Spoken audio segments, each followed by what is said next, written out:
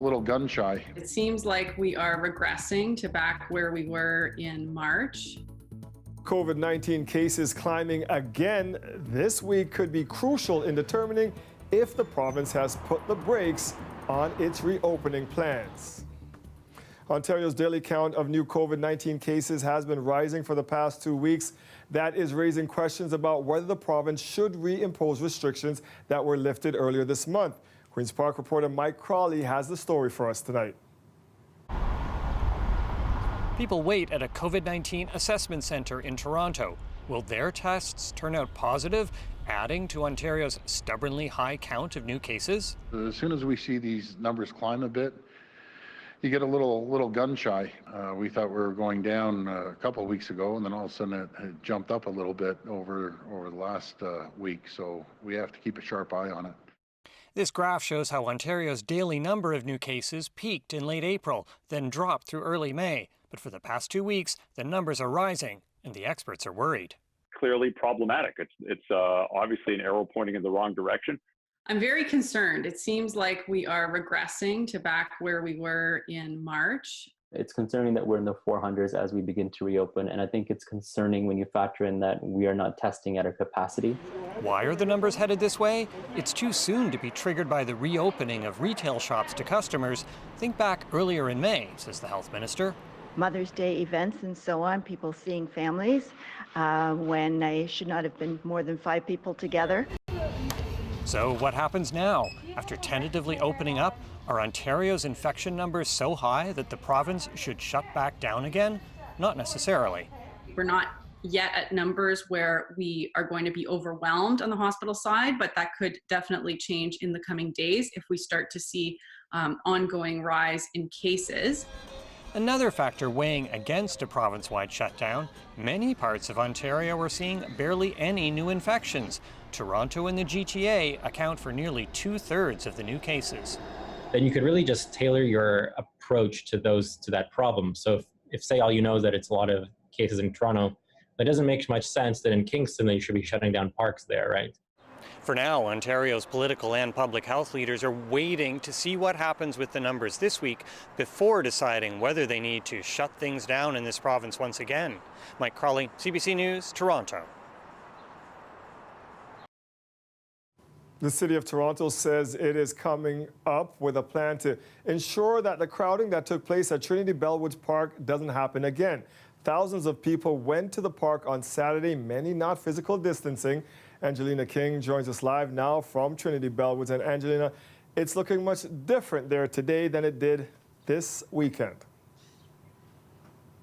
Certainly a lot more quiet, but there still are people here walking through the park, some people gathering, keeping a safe distance today. I did notice some bylaw enforcement officers and police here as well, but certainly much different than the thousands of people that were here on Saturday. And we've all seen those photos and video by now of some people blatantly breaking physical distancing rules, but none of them were ticketed. Police and the city say it's just difficult to enforce such a large crowd. Thousands of people were here, and they say in the end it's more about keeping the peace. But if the city creates these new rules and then doesn't enforce them, there's concern that people will just keep breaking them. And so the city says it's trying to come up with a plan to ensure that doesn't happen again. This scene from Saturday upsetting to many, from residents and politicians to business owners and frontline doctors, even the Prime Minister addressing it. We do not want to see a resurgence of the virus. I'm really hurt when I see that. It was like a rock concert without the band. Scenes like that are clearly unacceptable. The people that are supposed to be enforcing aren't doing anything. On Saturday, 10 bylaw enforcement officers and several police were assigned to Trinity Bellwoods Park. 12 people were ticketed for public urination. 14 tickets were issued across all Toronto parks to people not physical distancing on Saturday, and since the bylaw was introduced at the beginning of April, just over 200 tickets have been written. But on Saturday at Trinity Bellwoods, 0 tickets for physical distancing were issued. We were enforcing, but unfortunately, the numbers were huge. Police say engaging with crowds that size at any time has the potential to put the public and officers at risk. After Saturday, people got the hint. The next day, a completely different looking park with more enforcement. And today, the mayor saying the city is reviewing what took place. We've asked them to come back with a plan that includes considerations of policing and enforcement. It includes considerations of how you can help people to physically distance themselves. Which includes creating physical distancing circles like these ones in New York. I think they're trying to grab that normal back a little bit, and they're suddenly hearing from the rest of us like, just not cool. He says some people are dealing with isolation fatigue. The weather is warm, things are reopening, and the novelty of virtual hangouts has worn off. It's a combination of factors, but it's certainly upsetting. It's probably going to set us back. And in somewhere like Ontario, where the cases are already steadily rising in the last week, it's very concerning. It's so concerning that today the provincial health minister said those two things combined, the increase in new cases and the crowding here at Trinity Bellwoods on Saturday, has forced the government to push back its date that would allow people to gather with more than 5. Dwight? Thank you, Angelina. Now, for those who were at the park on Saturday, here's the advice from provincial officials. My recommendation, anyone at Trinity Bellwood, why don't you do us all a favor and go get tested now? I just have to do. We're not recommending they all go for versions. testing at this point. So what happens if someone follows the Premier's advice and then tests positive? Well, still ahead, we'll look at what it would take to trace the virus if there was an outbreak in the park. That is coming up at 6:30.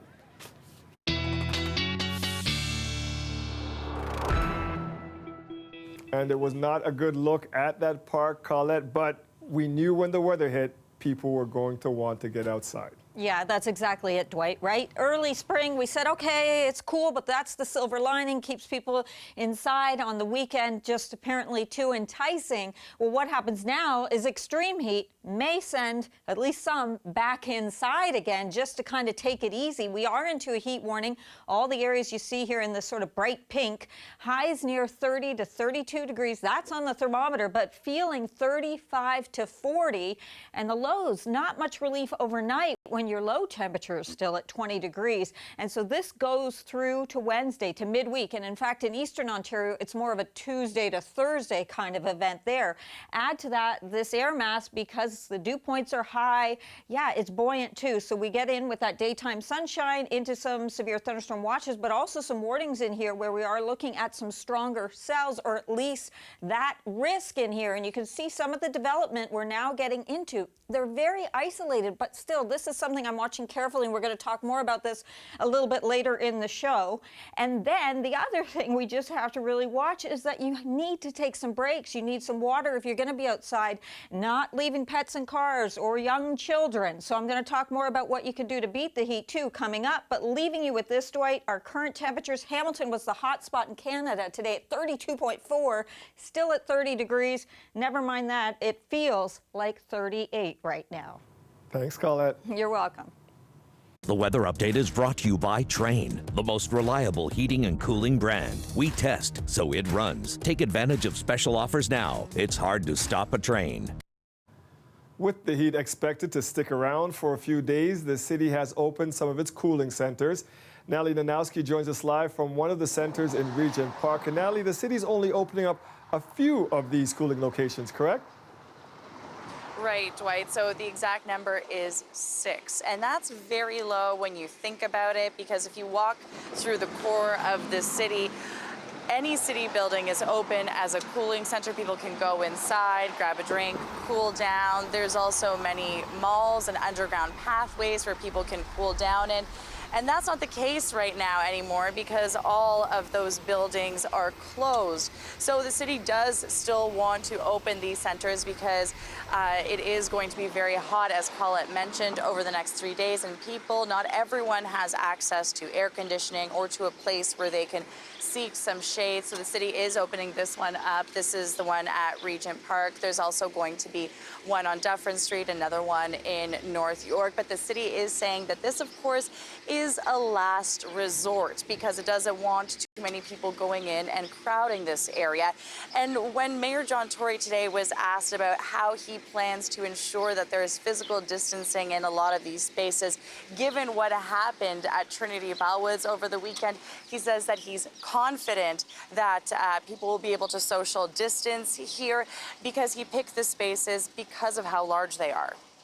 We have some flex in the places that are available to us. We've also lost some places due to the closure of some public buildings, but we have a number of these cooling centers that will be open should a heat alert be declared. We discussed that again this morning with a view to making sure that if there are larger numbers of people than the current number of spaces will accommodate, that we will find other places where we can put those kinds of facilities in place so they're available to people who are suffering from what is expected to be very high levels of heat. So as he mentioned, it's a very moving target right now. There's just 6 that are open in the city of Toronto, and they are going to open up at 11 o'clock tomorrow morning. People can come inside. There is going to be staff there who's going to be masked and properly trained so that they can really see some of those signs of heat stroke or anything like that. We're also being told that outreach workers are heading out onto the street tonight to help people seek some shade or offer them hotel rooms. Dwight? Thank you, Natalie. Toronto businesses are taking steps to reduce the risk of airborne spread of COVID-19, including those in the HVAC industry. It comes after some evidence shows air conditioning units might spread the disease, particularly in crowded indoor settings with poor ventilation. Chris Glover shares what some companies are doing to keep people safe. Alone at his boxing studio, closed now for more than 9 weeks due to COVID-19, Jordan Thomas is fighting to save his business. We just have to adapt. And I'm in the mindset of just like making this work. So you've turned this right off then? Yeah, right now. He turned off his heating and cooling system after learning scientists have found some evidence an outbreak of COVID-19 from a restaurant in China could only be explained by particulates being blown from a strong air conditioner. Civil engineer Jeffrey Siegel explains the fear. It's not necessarily through the system, but it might be because of the impact the system has on the building. This has the potential to be very scary for people to hear. I think that's right, and I think that why there's been so much caution about talking about this as an airborne disease is partially because, we don't want to cause panic. And, I have to admit that the evidence is not overwhelming that there's airborne transmission. It's just it appears to be important in some cases. So our windows right here face right here a side street. Thomas wants to spend thousands of dollars to allow these windows to open and get fresh air into his gym. We've been actually looking to replace these windows from a long time ago, but now it's just kind of like, a little fire, a little kick to tell us, okay, now's the time to do it. Vacuuming his home's pre-filter, Siegel says improved ventilation and filtration are suggested in crowded indoor spaces. The worst that happens is that we're improving air quality, which has a host of other benefits, and the best that happens is that we reduce infection risk. This Toronto chiropractic clinic just added 3 air filtration units. The company that sells them says sales are up 300% over this time last year. Still, physical distancing, surface cleaning, and masks remain the priority safety measures for COVID-19.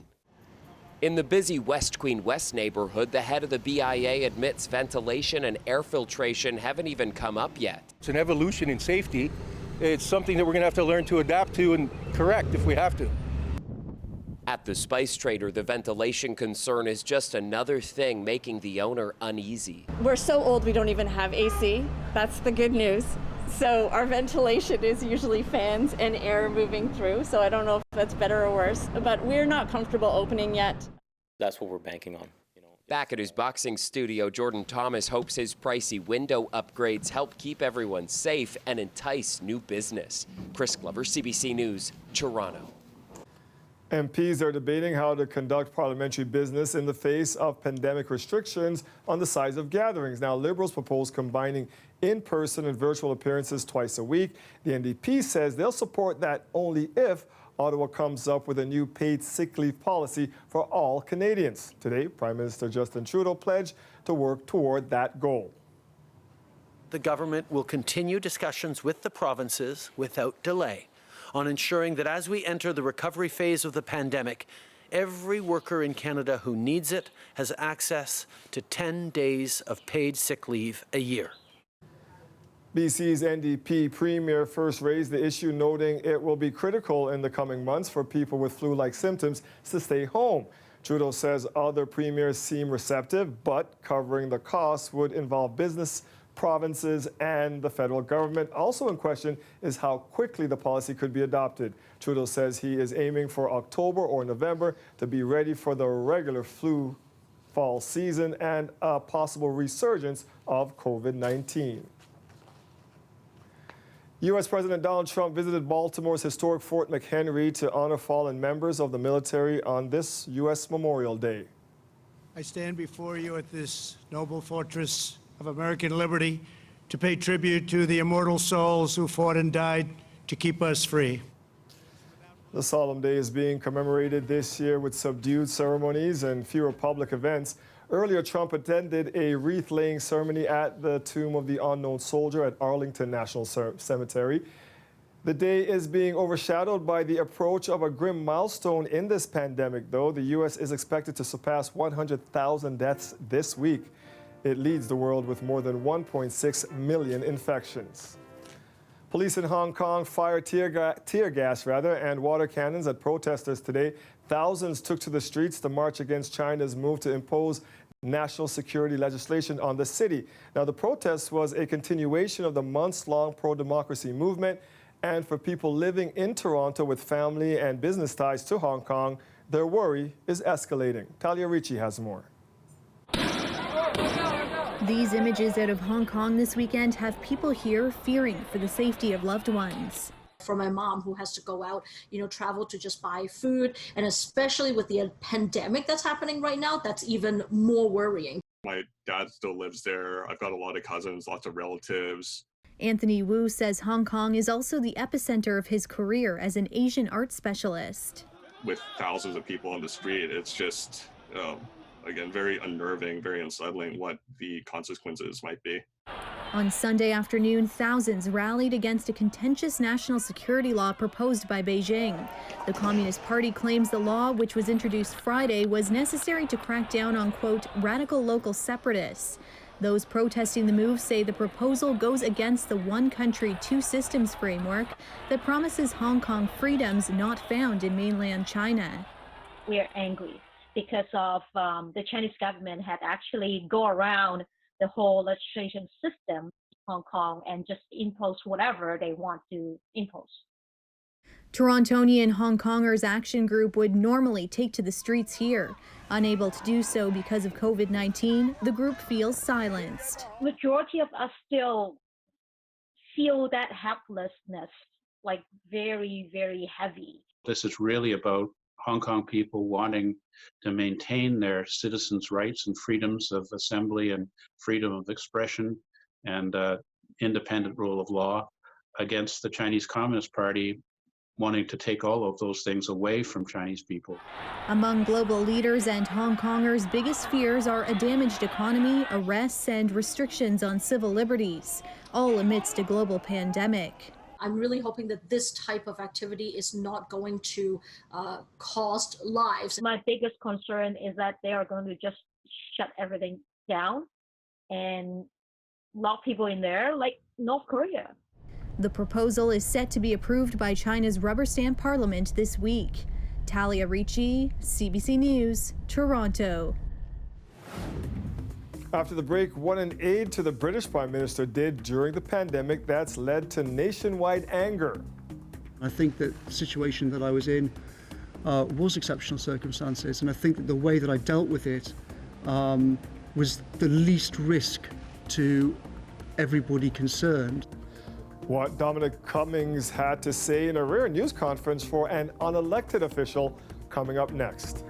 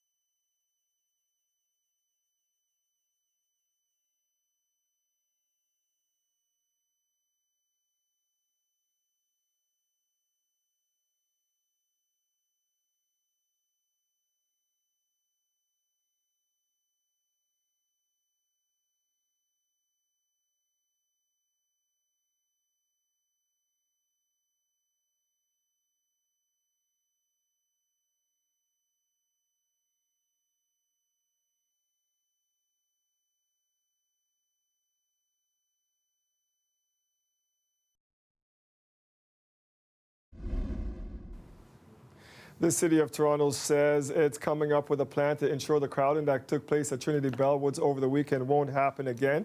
And we will get to that story a little later in the show for you. First up now, the earthquake struck New Zealand earlier today. There were no reports of damage after it rattled the nation's capital and caused some panic. Now, one person seemed completely unruffled, Prime Minister Jacinda Ardern. Here's her reaction when it happened in the middle of an interview live on television. The last thing we need is another shed for Clark. He has two.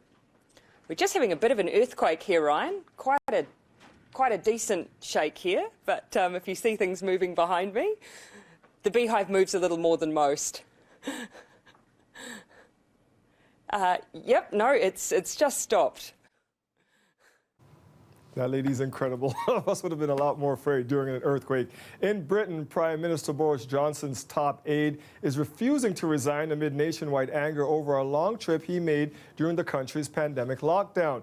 In what was an extremely rare statement for an unelected official, Dominic Cummings denied he did anything wrong and tried to explain his actions. Dominic Velitis has the details.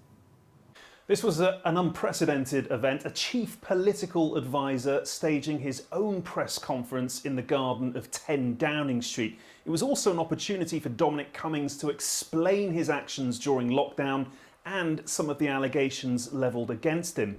He stuck to his guns, telling journalists he did not regret what he did, that he had studied the lockdown guidelines and believed he was acting both reasonably and within the law when he left London with his wife and son. There were, Cummings said, exceptional circumstances for doing so. His wife had fallen ill. He was worried she may have COVID. He said he thought it highly likely he had contracted the disease, having been in close contact with Boris Johnson and others at Downing Street who tested positive. And at the time, none of the usual childcare options were available. There was no one to look after his son in London. Not only that, Cummings revealed today how his home in the capital had become a target, that it wasn't safe for him or his family to remain. So he made the decision to travel to the north of England to stay in an isolated cottage on his father's farm. A niece, he said, was on hand to help out with childcare if needed. As for the allegations which surfaced over the weekend that he had gone out in the area on another occasion while self-isolating, he said he had ventured out to test his eyesight for driving.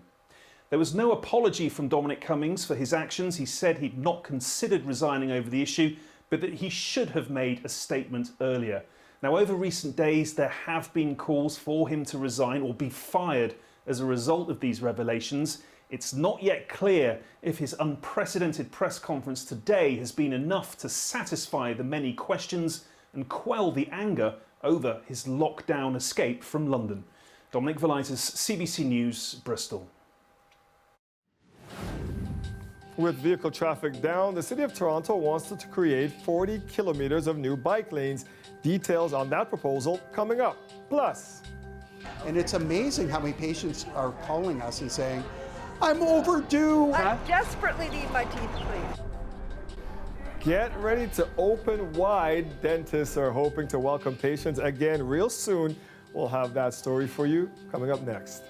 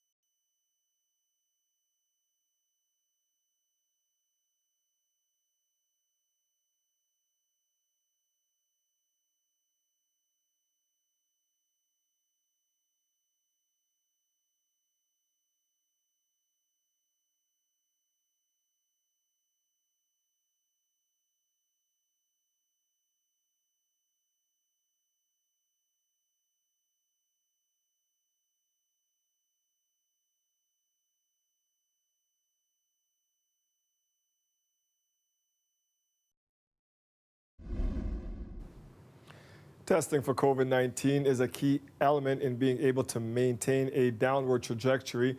Once a positive case is identified, health officials then quickly move to find and contact anyone that was in touch with that person. Lisa Shing has details now on contact tracing. Thousands of people filled Trinity Bellwoods, reveling in the warm weather, disregarding Ontario's physical distancing rules. It prompted the province to make these suggestions. Self-monitor for signs and symptoms of COVID-19 for a period of 14 days after that exposure, and try not to mix or be near people who are at higher risks. Why don't you do us all a favor and go get tested now? So what would happen if someone who was at the park tested positive? Experts say an event like this has the potential to cause a spike in COVID cases. We know that the more people are talking or singing or exerting themselves, that's an increased risk of spread and exposure. To limit that spread, one of the more than 550 contact tracers at the city would get in touch with the infected person's immediate contacts, meaning people they were at the park with and people they live with. Those contacts would be told to get tested and go into isolation. And if any of them test positive, their contacts would be notified. Workers would have to act quick. We want to have someone who's contagious off the street, so to speak. And because you can be contagious 48 hours before your symptoms start, the time is always ticking. All of this is a lot of work for the people doing contact tracing, one of the most important ways to contain the spread at that point. But it's not an easy job. We have to actually go back 14 days. How can we jog your memory? Well, that might mean having to go to some of your records, maybe check in your emails, maybe check your credit card statements to see, well, what were you up to? And because so many people were at the park, finding all the contacts would be virtually impossible. So in that case, the health unit might put out a public message asking anyone who was here on that day to get tested and to isolate. Lisa Shing, CBC News, Toronto. Dentists across the province are ramping up to partially reopen their doors. New guidelines are in place, allowing dentists to provide essential non-urgent procedures. Kelda Ewan has more now on what will be offered and what precautions will be in place. That feels so good. I really appreciate it. It was a busy afternoon outside North York Smile Centre as patients stopped by for a quick catch-up with dentist Dr. Rob Eisen, who was handing out bags of dental must-haves like toothpaste and floss. I'm here for the free swag. It's been a long time since I saw my hygienist and dentist, so I miss them. And it's amazing how many patients are calling us and saying, I'm overdue. For the past 2 months, Eisen has only been able to see emergency patients. Essentially, extractions, infections, something that needs immediate. That list can now be expanded. The Royal College of Dental Surgeons of Ontario has announced it is now entering phase 2 of reopening, which means essential procedures will be allowed. So there are some things that a dentist can talk to you over the telephone and say, if you let that go along much longer, that could actually start to cause real problems. So it's being able to anticipate, I think, a little bit more. But if someone breaks a tooth or needs a root canal, that would be essential care. But with this comes enhanced precautions. This goes on first. That's the N95 mask, followed by another mask, a face shield, and gloves. Those requirements are particularly important for procedures that generate aerosols. If a dentist is doing work with a drill, it's creating an aerosol, little droplets, some larger droplets in the air. And of course, we've come to understand that that's one of the main ways that COVID-19 is transmitted. I'm in that age group over 60. I shouldn't say that. But no, so I'm just concerned. But after speaking with Dr. Eisen, Gary Meister says he feels reassured. Part of this is just making them feel safe. A big part of it is in telling them how we're going to do things without freaking them out. The third and final stage will be next. That will include all non-essential procedures like fillings and cleanings. All right. See you guys soon. Yeah, for sure. Kelda Yoon, CBC News, Toronto. City Council will vote later this week on a proposal to accelerate the installation of new bike routes. The plan calls for 40 kilometers of new bike infrastructure around our city, and it is expected to be up and running in a matter of weeks. Greg Ross has more. The mayor tweeted out a video today showing his support for a new proposal to fast-track 40 kilometers of cycling infrastructure. We're trying to open up the city, give people more room to move, make sure they can get around with physical distancing and with good health. The mayor saying that bike lanes are a necessity during the COVID-19 pandemic, which is why the plan is pushing to have them in place by the summer. Instead of waiting years for new cycling infrastructure, council is directing staff to install it in a matter of weeks. 15 kilometers of new bike lanes were already in the works for this year, but there was no firm plan in place for the other 25 kilometers, which include areas like the Danforth, Bloor Street East, University Avenue, and a large portion of Bloor Street West. The program in front of us with ActiveTO is primarily for protected bike lanes. That's with real separation. Certainly when we look at Bloor and Danforth and University Avenue, we know that that separation will be coming and in fact is critical. Great news for cyclists who are already using the roads without bike lanes. Getting doored is one of my worst fears. But there is some concern for people who own businesses in those areas. They try to make the one lane here. Please, over my dead body. This man owns a flower shop on Bloor Street West. He's worried about losing street parking in front of his store and added traffic. If anybody stop to make a left turn or right turn, all the car following, they have to stop. It's going to be disaster. City Councillor Stephen Holliday agrees. Let's think about what things will be like in September, after Labor Day, October and November, when cycling is way down. But those in favor say this is about changing the way people think about commuting. But fundamentally, this is about redesigning our streets from moving cars to moving people. What am I supposed to tell a resident in Etobicoke not to drive their car into the city and to bike all the way into work? 10, 20 kilometers a day? Cycling isn't available. It's not an available option for everybody. Holiday is also concerned about the $6 million price tag for these bike lanes when we could be headed for a big recession. City Council will vote on the proposal Thursday. Greg Ross, CBC News, Toronto. A new food bank is opening in Toronto today to help with new demand surging during the pandemic. I encourage everyone, no matter where you are in Ontario, please go to your food bank, your local food bank, support them. I think maybe this pandemic has taught us a lot of lessons, obviously, but I think it's taught us a lesson. That is how thin the line is between people who are on Monday living a normal life, able to look after themselves and so on, and on Tuesday something happens that can cause them to fall on the wrong side of that thin line and need help. The Daily Bread Food Bank opened a warehouse in Etobicoke in partnership with Feed Ontario and its new emergency food box program, which is funded by the province. The new space is a distribution hub. More than 60,000 food boxes will be stored there.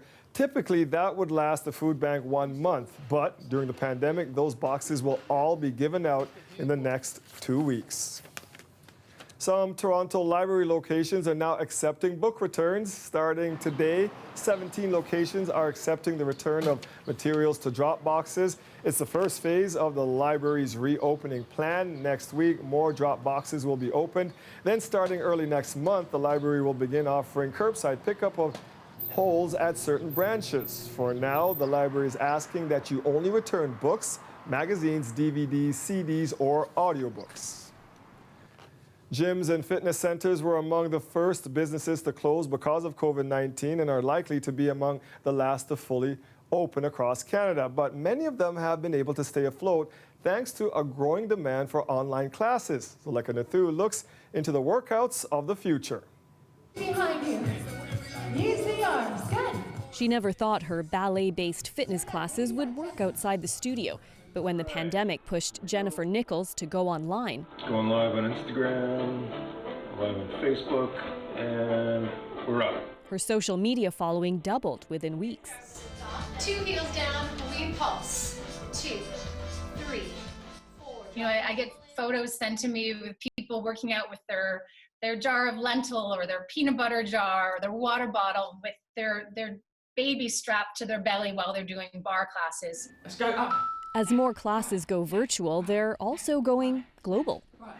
55 million people take part, all from a camera in my living room. Look, I'll show you. This is where British internet sensation Joe Wicks streams his body coach workouts on YouTube. I think a lot of people will start to shift with online products or streaming services where they can deliver great content to their clients on a global scale. And so that if we ever have a lockdown again, you know, you're protected, you've got an online business. Which means big gyms will face big decisions and might have to start offering more online options to stay competitive. I feel that you're going to have this hybrid model between going to the club and exercising at home, and that the clubs, they need to embrace that. Big breath, inhale, and exhale. Nichols already is. Sliding your shoulder blades down. She's decided to move half her exercise business online permanently, so that people who want to stay healthy and also stay safe don't have to choose. To the side. Zulay Kanathu, CBC News, Los Angeles.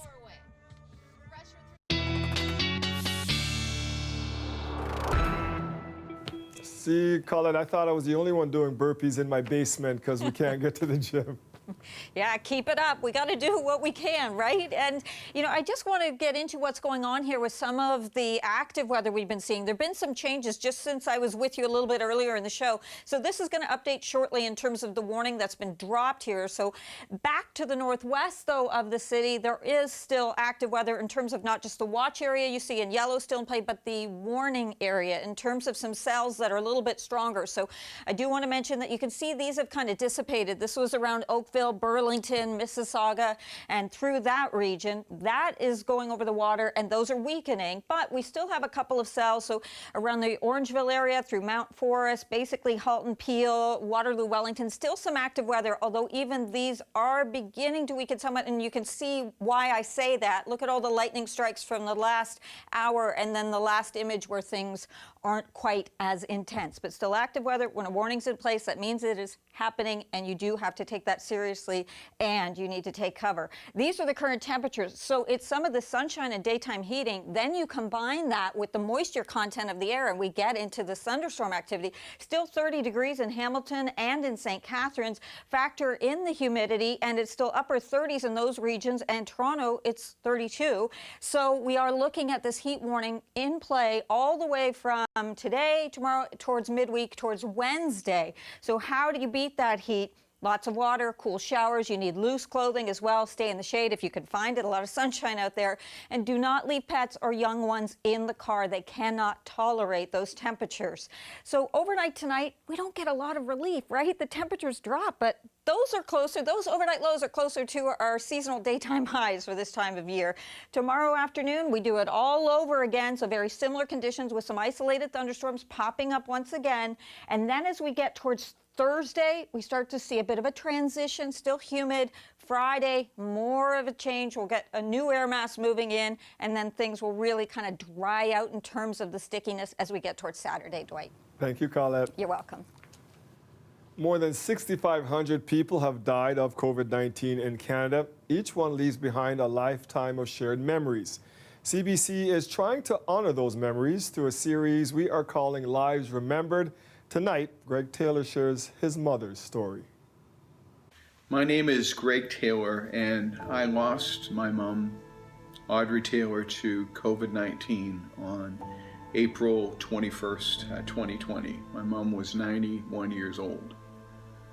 When I think about my mom, and one of the things that was most important to her was family. She grew up the youngest of 10 children. And when her and my dad got married, they weren't able to have children of their own. I'm so blessed that they chose to adopt me and raise me.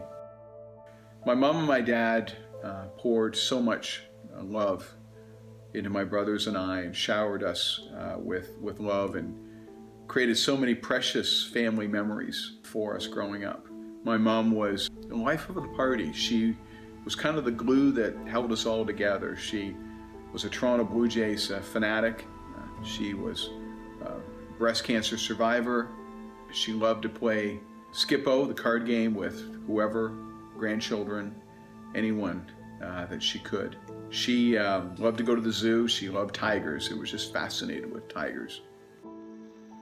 I was not able to be with my mom in her last moments.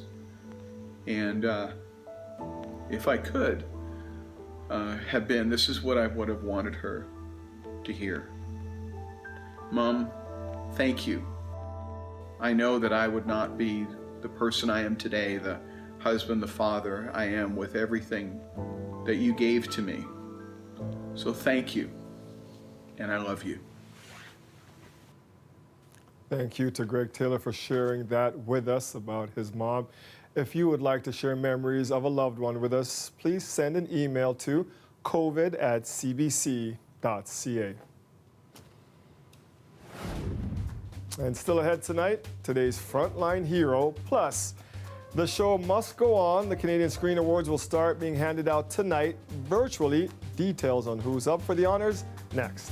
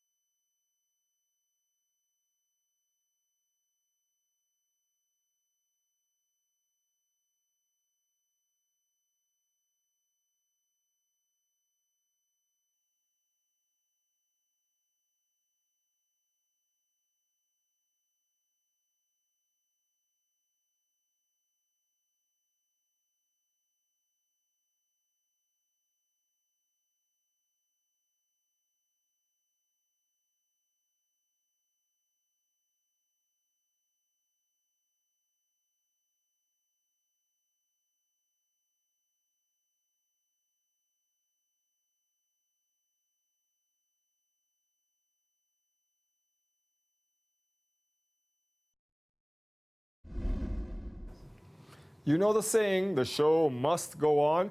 That is what's happening with the Canadian Screen Awards tonight, our homegrown version of the Emmys and the Oscars all together. They're announcing the winners through special presentations online this week. Yelena Adzik is here to bring us up to speed. So tell us about this new kind of unconventional approach, Yelena. Yeah, Dwight. Okay, so what they're doing is they're doing these special video presentations. They're all kicking off at around 7 p.m. every night for the next 4 nights. And each night focuses on different categories, culminating in the biggie, the Best Film Award. That's on Thursday. But let's focus for a second on tonight because there are a lot of great categories that are up, including Best Sports. So, you've got all your best sports shows, best live sports events, and that sort of thing. Then you also have Best Feature-Length Documentary. A lot of the doc categories are up for tonight. So just to give you a few that you might want to jot down or watch out for, Gordon Lightfoot, If You Could Read My Mind, is up for Best Doc. Also, Invisible Essence, The Little Prince, based on the best-selling phenomenal book for children and adults alike. And then there's also Nipa Wista Masawin. This is We Will Stand Up. And this is a Canadian documentary film, and it centers on the 2016 death of Colton Boushie and, of course, his family's struggle to try and find justice after the controversial acquittal of Boushie's killer. And then the last one to mention, Pray. This is a movie based on Rod McLeod's lawsuit. This is against the Catholic Church. So clearly you can see that there are a lot of heavy-hitting kind of documentaries that are up for awards tonight. And then you talk about heavy-hitting news because all of the news categories are up there for tonight too. And Dwight, I just have to mention this because I know that you are up for an award for your special that you did when the Raptors were having their, parade. And I wanted to ask you about the specific fact that they're asking the winners in an unconventional way. If you happen to hear your name tonight, I guess you're supposed to make a video or send it in with a hashtag. You fill me in here because you're the one that's nominated. They sent us a little note telling us at what time the award would be up. So all the nominees are supposed to tune in at that time. And they said if you win, you are supposed to send in a little video, just kind of what you would do on the stage at the actual award ceremony itself, Yelena.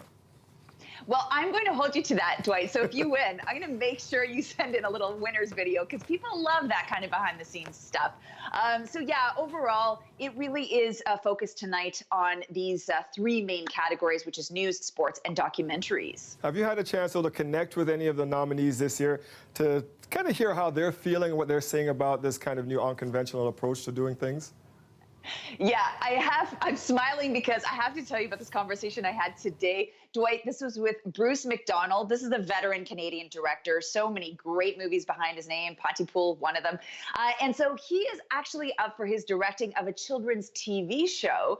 And I asked him, listen, Bruce, you have done so many things. You've already gotten so many awards. What would it mean to you tomorrow if you actually won? What would it be different? Have a listen to what he had to say. I really admire the Academy for just pushing it out there and just making it happen in whatever way they can, because it makes people, and it makes you inventive. It's going to be a different experience. It's a great salute to the people in this business who work like dogs, and chances are a lot of them will be watching. I'm really proud of the show that I'm nominated for. It's called Creeped Out. It's a really fantastic show, and I'm very competitive with my other nominees. I'm kind of jealous person. So if I could crush them, if I could take it would make me very happy. And Dwight, I'm laughing because the editor happened to have cut out the part where he says that he's going to have to wear pants, I guess. He's going to have to wear some clothes. Yes, I think they want, if you win tonight, they want you to, for the video, when you're accepting that award, put on pants, everybody. Thank you, Yelena. You too, Dwight. We'll see you soon. Good luck. After the break, today's frontline hero. We'll be right back.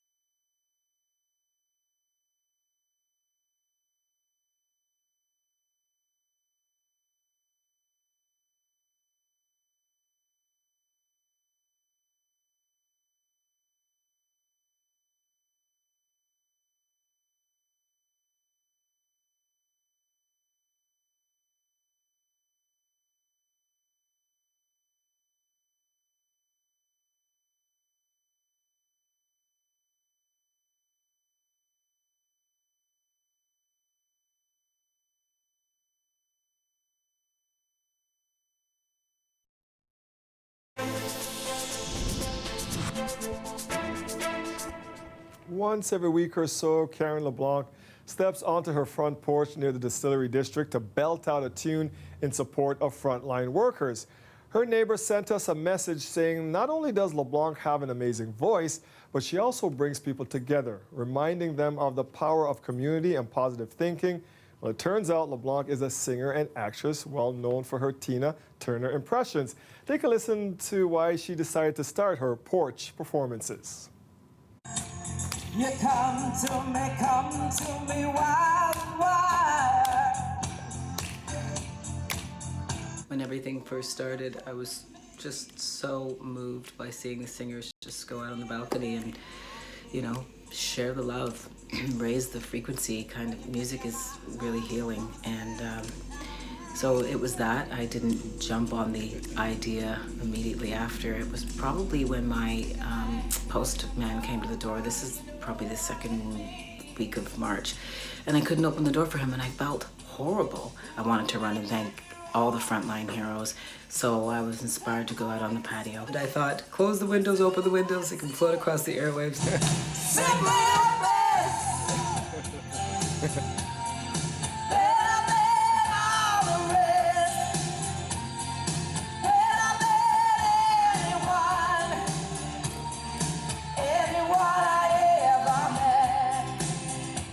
Turns out people stopped and at a social distance clapped along, sang along, and I think it was a pleasant surprise. So the theme song, which I will always continue to sing for the front line, is simply the best. I thank you from the bottom of my heart, and I love my community, and I know we thank you. I realize that more than ever now, the sense of community, how important that is, and it's really nice to feel connected to the street and really acknowledge your neighbors from a distance and understand that everybody is collectively going through this very difficult and devastating time. Simply the best. Thank you, Frontline. You are simply the best. Thank you for your courage, everybody.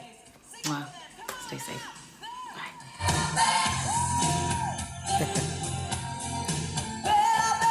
Oh, the rest. You have to sing along with her. Thank you for everything you are doing, thanking our frontline heroes, Karen.